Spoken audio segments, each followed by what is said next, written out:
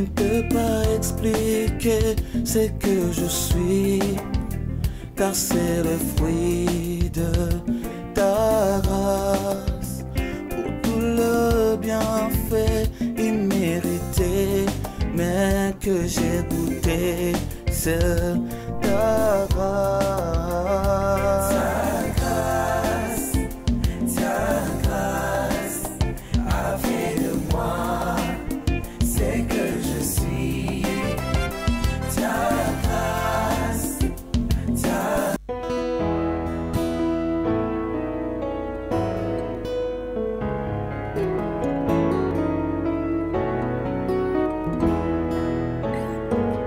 Si vous croyez que je crois et qu'ensemble nous prions, nous verrons descendre l'Esprit et les mondes sera sauvé. Et les mondes sera sauvé. Et le monde sera sauvé. Oui, le Saint-Esprit descendra. Et les mondes sera sauvé. Et le Congo sera sauvé. Et le Congo sera sauvé. Oui, le Saint-Esprit descendra. Et le Congo sera sauvé. Gloire et louange à toi, Seigneur, que tout soit pour toi et pour toi seul. Shalom, bien-aimés dans les Seigneurs. Nous bénissons le Seigneur pour la grâce qu'il nous accorde encore en ce jour de pouvoir tourner nos regards encore sur sa parole. Et nous voulons continuer sur la suite de notre message sur la navigation difficile. Le message du dimanche 5. Le dimanche passé, c'était le dimanche 12, nous avions parlé de la Pâque. Nous avions arrêté ce message, nous voulons continuer, mais je vais rapidement vous donner le plan et lire quelques 5-6 versets. Et je vous suggère de lire tous les chapitres 27 à la maison. Nous voulons gagner du temps. Nous prenons le verset, je vais prendre le verset 9 à 12, mais je vous donne le plan. Le premier point, nous l'avons intitulé « La vie du chrétien est semblable à de la navigation ». La vie du chrétien est semblable à de la navigation. Le deuxième point, nous l'avons intitulé « Vers les naufrages ». Le troisième point, nous l'avons intitulé « Retour vers la cause du naufrage et de l'échouage ». Le quatrième point, nous l'avons intitulé « Dépendre de Dieu ». Et le cinquième point, l'intervention de Dieu malgré tout. Gloire à l'Éternel.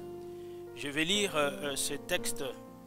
Je prends le verset premier. Il s'agit bien de Paul, le départ pour Rome. Lorsqu'il fut décidé que nous nous embarquâmes pour l'Italie, on remit Paul à quelques autres prisonniers, à un centenier de la cohorte, Auguste nommé Julius. Nous montâmes sur un navire d'Andramite qui devait côtoyer l'Asie et nous partîmes ayant avec nous Aristarque, les Macédoniens de Thessalonique. Les jours suivants, nous abordâmes à Sidon. Et Julius, qui traitait Paul avec bienveillance, lui permit d'aller chez ses amis et de recevoir leurs soins. Partis de là, nous logeâmes l'île de Chypre, parce que le vent était contraire. Après avoir traversé la mer qui baigne la Cilicie et la Pamphylie, nous arrivâmes à Myra, en Lycie. Et là, les centeniers ayant trouvé un navire d'Alexandrie qui allait en Italie, nous y fîmes monter. Pendant plusieurs jours, nous naviguâmes lentement et ce fut pas sans difficulté que nous atteignîmes la hauteur de Sydney, où le vent ne nous permit pas d'aborder.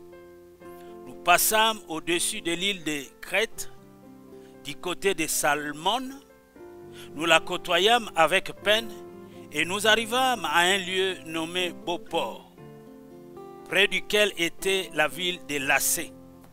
Un temps assez long s'était écoulé et la navigation devenait dangereuse, car l'époque même du jeûne était déjà passée.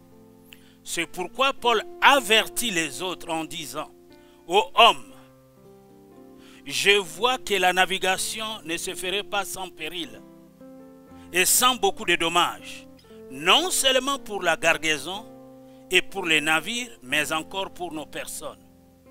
Le centenier écouta les pilotes et les patrons du navire plutôt que les paroles de Paul. Et comme les ports n'étaient pas bons pour hiverner, la plupart firent d'avis de quitter pour tâcher d'atteindre Phénix, port de Crète qui regarde le sud-ouest et le nord-ouest afin d'y passer l'hiver. Amen. Donc, je disais tantôt, il faut lire tous les chapitres 27 pour comprendre ce quelques versets dans son contexte. Nous avions déjà, les dimanches passés, les dimanches 5 du mois, pris le premier point: la vie du chrétien est semblable à de la navigation vers les naufrages. Nous avions dit ceci, c'est que les circonstances traversées par Paul dans ces contextes sont obligatoirement semblables à celles que nous vivons aujourd'hui. Nous sommes en train de naviguer difficilement et nous avions dit que toutes les nations de la terre sont en peine. Toutes les nations de la terre sont en péril. Toutes les nations de la terre sont en détresse à cause de cette épidémie, de cette pandémie coronavirus. Et j'ai dit aussi, nous avons dit ceci, il s'agit de tenir ferme après avoir tout surmonté. Un temps assez longtemps s'était écoulé et la navigation devenait dangereuse. C'est le verset 9. Le deuxième point, nous avons dit vers le naufrage. Nous avions dit ceci, c'est que la raison en sont données au verset 11. Et nous vivons des temps de navigation dangereuse. Et les difficultés sont nombreuses à propos de la foi, de la bonne conscience, de la doctrine morale. Et je disais ceci, c'est que nous vivons un temps de rébellion, un temps d'orgueil où les nations de la terre ont tourné le dos à Dieu. Les gens font ce qu'ils veulent. Les gens ne veulent pas obéir à ce que Dieu leur demande. Les gens ne veulent pas écouter Dieu et Dieu leur livre par des passions infâmes. Aujourd'hui, on parle des hommes qui se marient, des femmes entre eux qui se marient. Et toutes ces choses-là n'honorent pas Dieu. Offensent Dieu. Agacent Dieu. Médit en colère. Et je disais peut-être ce coronavirus, c'est un avertissement où Dieu veut corriger les nations. Tout est en arrêt aujourd'hui. Dieu dit dans sa parole, arrêtez, sachez que je suis Dieu. J'agirai, qui s'y opposera. Donc, nous sommes en train d'évoluer. Le troisième point, là c'était rapidement en guise de rappel ce que nous avions vu. Le retour vers la cause du naufrage et de l'échouage. Bien-aimés dans le Seigneur, tout s'est joué au verset 11. On n'écouta pas les paroles de Paul qui étaient inspirées. Paul était un homme de Dieu qui avait reçu la révélation que le voyage va être très difficile. La Bible nous dit, les centeniers écouta les paroles des pilotes et du patron des navires au lieu d'écouter les paroles de Paul. Les paroles de Paul, au fait, c'était des paroles venant de Dieu. Paul, étant serviteur de Dieu, a reçu de la part de Dieu et les hommes n'ont pas voulu avoir cette parole, ils ont rejeté. Bien-aimés, à chaque fois que nous rejetons une parole d'un homme de Dieu inspiré, établi, que nous reconnaissons l'authenticité du ministère, nous rejetons la parole de Dieu. La Bible dit que Dieu parle tantôt d'une manière, tantôt d'une autre. Dieu avertit ces gens qui allaient traverser par le canal de Paul de ne pas s'embarquer, de ne pas prendre la navire, d'attendre d'abord. Mais avec leur orgueil rempli d'eux-mêmes, ils ont rejeté les paroles de Paul. Les cas suivants sont des cas possibles à éviter, bien-aimés. La Bible dit prendre des décisions sans Dieu. Je vais vous inviter à lire avec moi dans Ésaïe 30, le verset 1. La Bible s'explique par elle-même. Ésaïe 30, le verset 1. La Bible dit, malheur, dit l'Éternel aux enfants rebelles, qui prennent des résolutions sans moi, et qui font des alliances sans ma volonté, pour accumuler péché sur péché. Ici, nos amis n'ont pas voulu recevoir les conseils de Paul, l'homme de Dieu inspiré, qui les avertissait, qui les prévenait de la part de Dieu. Ils ont rejeté ces paroles. Eh bien, lorsque vous semez du vent, vous récoltez la tempête. Ils ont rejeté les paroles de Paul, les paroles de Dieu. Eh bien, voilà maintenant la tempête s'abat. Ils sont incapables maintenant de continuer à naviguer. La navigation devient très dangereuse. Bien-aimés, nous devons éviter d'être remplis d'orgueil, de prendre des décisions sans consulter Dieu. Certains se consultent eux-mêmes. Et c'est ce qui arrive quand l'enfant de Dieu cherche à se réaliser au lieu de faire la volonté de Dieu.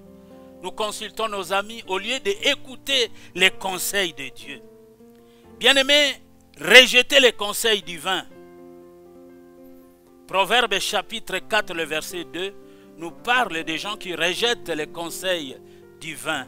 Et quand vous rejetez la parole de Dieu, Dieu vous rejette aussi. Quand vous rejetez la parole de Dieu, eh bien vous vous mettez sous la malédiction. Proverbe chapitre 4e, le verset 2e.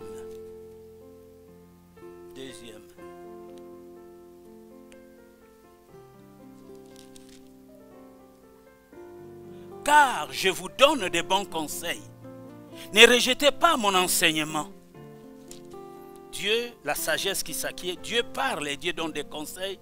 Et lorsque nous rejetons les conseils divins, nous sommes vulnérables, nous sommes voix, nous-mêmes, nous sommes sous la malédiction. Bien-aimés, ces attitudes et d'autres encore ont leur source dans l'orgueil. Dieu résiste aux orgueilleux, mais il fait grâce aux humbles. Notre monde aujourd'hui, comme je le disais tantôt, je reviens encore, est rempli d'orgueil, rempli de suffisance, rempli d'eux-mêmes. Et l'orgueilleux n'écoute pas les conseils de Dieu. Alors que Dieu dit, l'humilité précède la gloire et l'orgueil précède la chute. Ils ont rejeté les conseils de Dieu. Consulter après avoir décidé. Maintenant, il commence à consulter Dieu. Consulter après avoir décidé. Et agir après s'être allé trop vite et s'être précipité. Nous devons d'abord consulter Dieu. Et non consulter après avoir décidé. Ici, Paul donne des conseils. Au lieu d'écouter ses conseils, parce que Paul consultait Dieu. Paul était un homme de Dieu. Il ne pouvait pas s'engager dans un voyage sans demander la volonté de Dieu. Alors que la volonté de Dieu lui a été révélée de ne pas partir, mais les paroles de Paul, qui sont des paroles de Dieu, ont été rejetées. Bien-aimés, démunis devant ce qui arrivait, les personnes embarquées en arrivèrent à ne plus manger. Le manque de consultation divine, bien-aimés, conduit à un cercle vicieux. Dieu n'a pas été cherché par négligence spirituelle. Et ceci va conduire à encore moins de nourriture spirituelle. Nous devons consulter Dieu. Et ceux qui consultent Dieu, c'est ceux qui sont humbles. Ceux qui se croient être capables de leur propre vie, maîtres de leur dessein, n'ont pas besoin de consulter Dieu. À l'image de cette histoire, s'ils avaient écouté les conseils de Dieu, s'ils avaient consulté Dieu, ils auraient échappé à ces naufrages. Oui, le quatrième point, dépendre de Dieu. Souvenons-nous, bien-aimés, que notre vie intime avec Dieu est fondamentale. Je dis, souvenons-nous, bien-aimés, donc notre vie intime avec Dieu est fondamentale.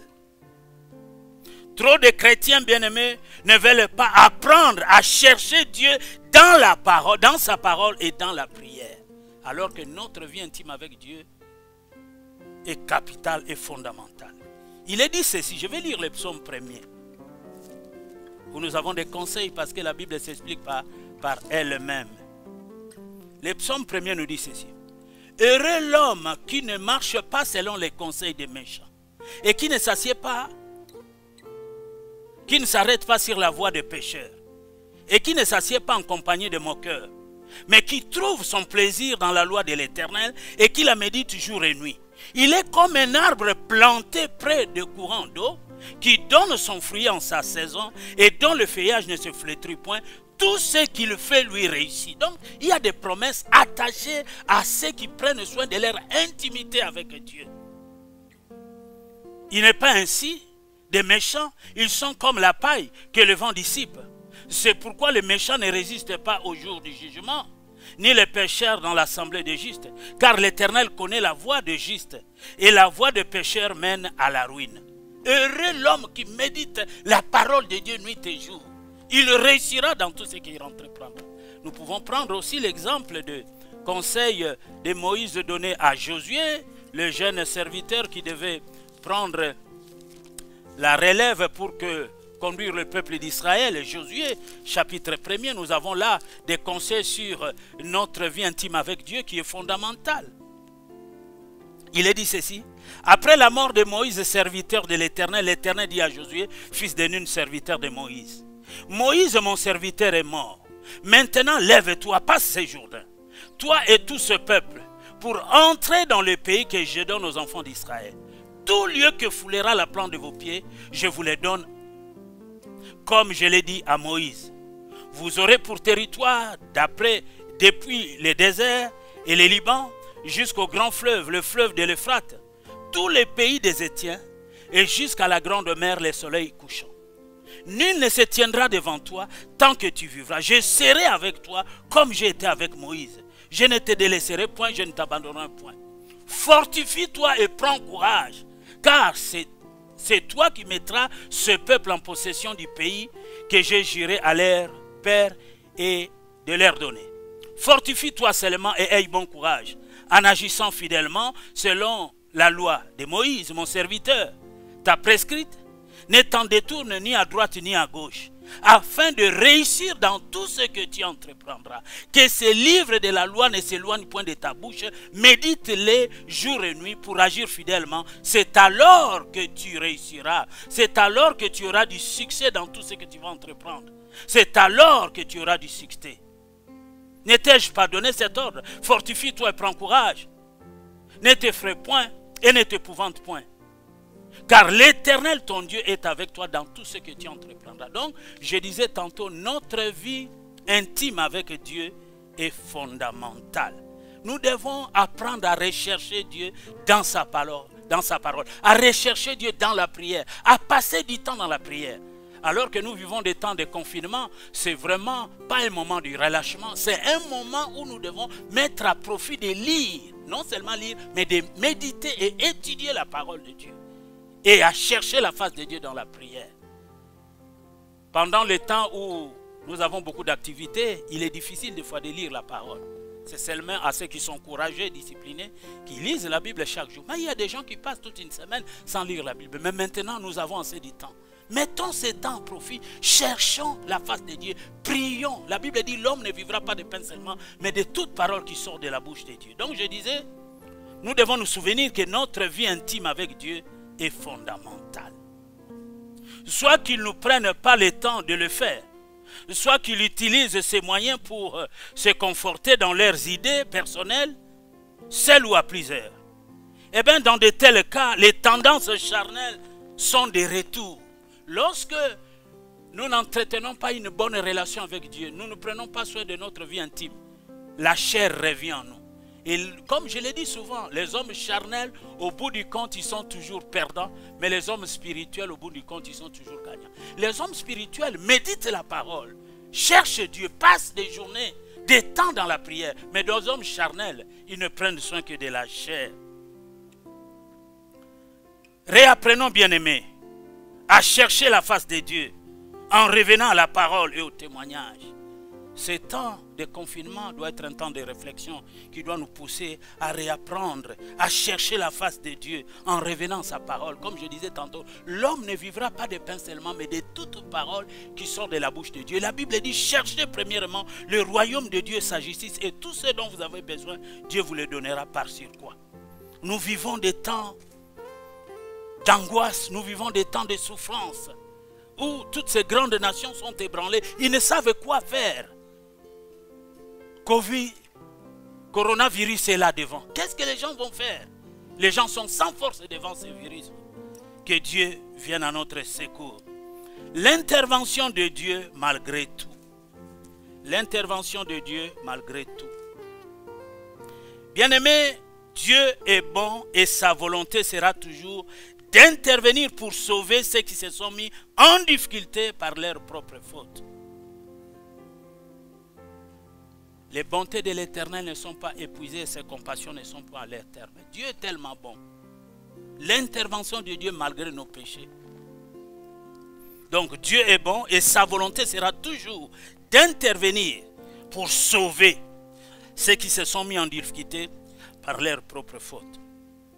Lorsque le fils prodigue a décidé délibérément de pouvoir quitter la maison de son père et aller vivre dans le péché, il a souffert, mais lorsqu'il a résolu dans son cœur de revenir auprès de son père lui a pardonné. Dieu pardonne toujours. Réapprenons à chercher la face de Dieu. Eh bien, pour que cela puisse se faire, bien-aimés, il faut évidemment que les intéressés fassent preuve d'honnêteté et de soumission. Ici, s'ils avaient écouté les conseils de Paul, ils n'auraient pas pu faire naufrage. Ils ont fait naufrage par manque d'écoute. Je dis souvent, si nous n'écoutons pas Dieu quand il parle dans le calme, nous l'écouterons dans le larme. Peut-être même dans un lit d'hôpital, peut-être même nous ne l'écouterons pas. Il y a des gens aujourd'hui qui traversent des moments très difficiles parce qu'ils ont désobéi à la parole de Dieu. Ils n'écoutent pas Dieu. Mais si nous voulons écouter Dieu quand il parle dans le calme, nous aurons la bénédiction de Dieu. Il y a une pensée qui me vient à l'esprit, nous allons revenir. Je prends le psaume 81 où Dieu insiste, donne des conseils à Israël de l'écouter, d'éviter d'être orgueilleux pour que son bonheur soit abondant. 81. Ok, la bonté de Dieu à l'égard d'Israël. Écoute mon peuple, et je t'avertirai. Israël, puisses-tu m'écouter? Qu'il y ait au milieu de toi point de Dieu étranger. Ne te prosterne pas devant les dieux étrangers. Je suis l'Éternel ton Dieu qui t'a fait monter du pays d'Égypte. Ouvre ta bouche et je la remplirai. Mon peuple n'a point écouté ma voix. Israël ne m'a point obéi. Alors je les ai livrés au penchant de leur cœur. Et ils ont suivi leurs propres conseils. Oh, si mon peuple m'écoutait, si Israël marchait dans mes voies, en un instant, je confondrai leurs ennemis, je tournerai ma main contre leurs adversaires. Ceux qui les haïssent, ceux qui haïssent l'Éternel, le flatteraient, et le bonheur d'Israël durerait toujours. Je les nourrirai du meilleur froment et je le rassasierai du miel du rocher. L'écoute. Mais lorsque nous ne voulons pas écouter Dieu, nous nous compliquons la vie pour rien. Celui qui n'écoute pas Dieu, celui qui désobéit, il se met sous la malédiction. L'obéissance vaut mieux que le sacrifice. Ici, dans cette histoire, nous voyons que Paul avait bel et bien raison. Si seulement ses amis avaient écouté les conseils de Paul, ils auraient évité ces naufrages. Ils ont fait 14 jours sans manger. Ils n'avaient même plus envie de manger. Ils ont jeûné, ils ont prié. Mais la situation ne faisait que s'empirer. La navigation difficile. Notre monde aujourd'hui subit ces conséquences parce qu'ils ont tourné les dos à Dieu. Et Dieu est agacé de voir le péché de l'humanité, comment les nations se comportent. Les gens ont oublié Dieu. Les gens croient devenir eux-mêmes leur propre Dieu. Donc je disais ceci, je dis, pour que cela puisse se faire, pour que Dieu intervienne, malgré tout, il faut évidemment que les intéressés, les gens qui ont désobéi, fassent preuve d'honnêteté et de soumission. La mauvaise foi et la mauvaise volonté interdiront la possibilité d'intervention divine. Si nous sommes animés d'une mauvaise foi, de la mauvaise volonté, Dieu ne pourra pas intervenir. Comme nous le disons, nous ne cessons de le dire, si mon peuple sur qui mon nom est invoqué s'humilie, prie et cherche ma face, s'il se détourne de ses mauvaises voies, je l'exaucerai des cieux, je pardonnerai son péché, son pays, je guérirai. Si nous nous humilions Dieu vient en notre secours. Si nous restons remplis d'orgueil, Dieu nous rejette et Dieu nous juge. À chaque fois qu'il y a péché, il y a toujours un jugement de Dieu. Bien-aimés, de même que nous avons vu le mot-clé du chemin qui conduit au naufrage, nous allons considérer ce qui ponctue, ce qui mène au salut. Pour aller au salut, quel est le chemin qui mène au salut? Jésus est le chemin qui mène au salut. Reconnaître son erreur, si quelqu'un se retrouve dans une navigation, reconnaître son erreur, se soumettre au conseil maintenant révélé, reprendre courage et ne pas sombrer dans la culpabilité, sachant que Dieu peut pardonner l'erreur initiale, c'est-à-dire le péché. Se nourrir spirituellement, se débarrasser de ce qui nuit et alourdit, et ne pas s'échapper dans sa propre chaloupe. Rester solidaire sans tomber dans un climat d'accusation et de reproches. Et faire attention de ne pas tuer des innocents. Parce que nous pouvons être victimes nous-mêmes de nos choix. Lorsque vous avez fait un mauvais choix, revenez à Dieu. Soyez honnête, soyez humble. Humiliez-vous sous la puissante main de Dieu et Dieu vous élèvera au temps convenable. Un appel à se ressaisir si quelqu'un a bravé les dangers de la navigation au détriment et au péril de sa vie spirituelle.